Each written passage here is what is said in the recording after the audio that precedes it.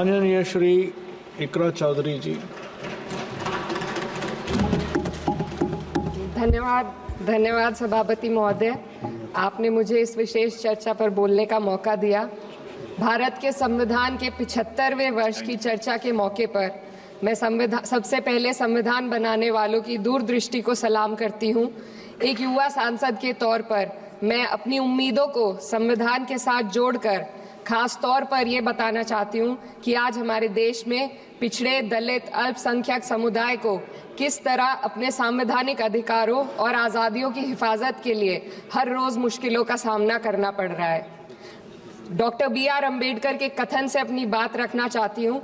उन्होंने कहा था, मुझे अपने भारतवर्ष पर फक्र है कि जिसके पास ऐसा संविधान है जो लोकतंत्र, समाजवाद और सेक्युलरिज्म को संजोता है।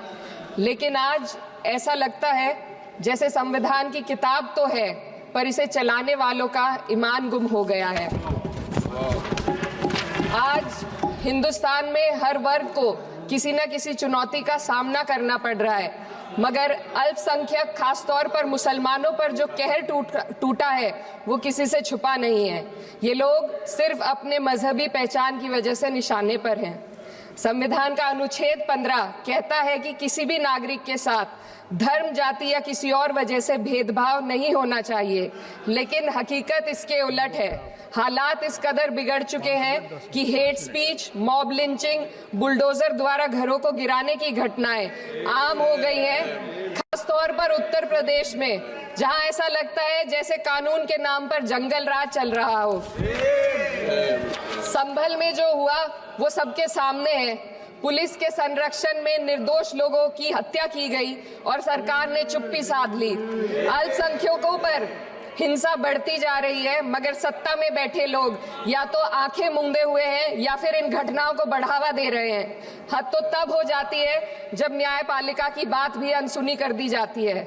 सुप्रीम कोर्ट ने मॉब लिंचिंग पर 11 सूत्रीय निर्देश जारी किए थे।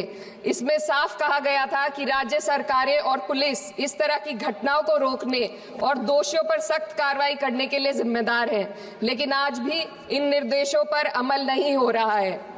हाल ये है कि मॉब लिंचिंग को रोकने की बजाय सत्ता में बैठे लोग आग में घी डालने का काम कर रहे हैं। उनकी जुबान से ऐसी बातें निकलती हैं जो नफरत को और बढ़ावा देती है। ये अशांति अब इतनी गहराई तक फैल चुकी है कि हमारे समाज के धर्मनिरपेक्ष चरित्र पर गंभीर सवाल उठ रहे हैं। साल की शुरुआत में ही कई राज्यों में दुकानदारों को अपने नाम बोर्ड पर लगाने के लिए मजबूर किया गया। इसे सेहत और सुरक्षा के कानूनों का हिस्सा बताया गया, मगर असल मंशा कुछ और थी। ये कदम खास तौर पर मुसलमान दुकानदारों को निशाना बनाकर उठाया गया ताकि उनकी रोजी रोटी पर चोट की जाए।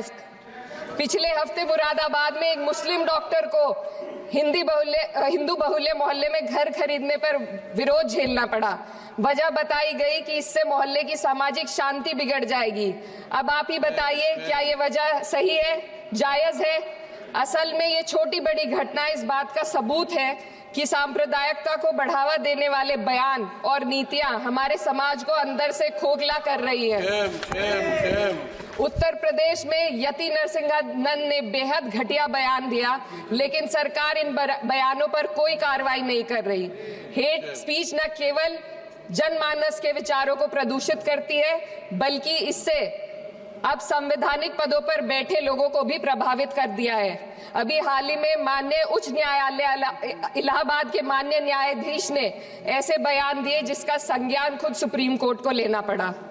संविधान के अनुच्छेद 29 और 30 ने अल्पसंख्यकों को उनके मजहबी और सांस्कृतिक हक दिए हैं ताकि वो अपनी पहचान को बचा सके और अपने संस्थान चला सके, लेकिन आज उन्हीं हकों पर हर तरफ से चोट की जा रही है। वक्फ जैसे बिल लाकर उनके धार्मिक अधिकारों को छीनने की कोशिश की जा रही है। आज अल्पसंख्यक समुदाय को संविधान द्वारा दिए गए अपने बुनियादी अधिकार पाने के लिए लंबी लड़ाई लड़नी पड़ रही है। ऐसे कई मामले अदालत ने न्याय देकर संविधान की रक्षा की है, लेकिन अदालती प्रक्रिया में जो समय लगता है उसकी वजह से देश के सामाजिक ताने बाने को भारी नुकसान उठाना पड़ता है। मिसाल के तौर पर इलाहाबाद हाई कोर्ट ने 2004 के मदरसा एक्ट को रद्द कर दिया था, जिससे मदरसों के संचालन पर सवाल उठे।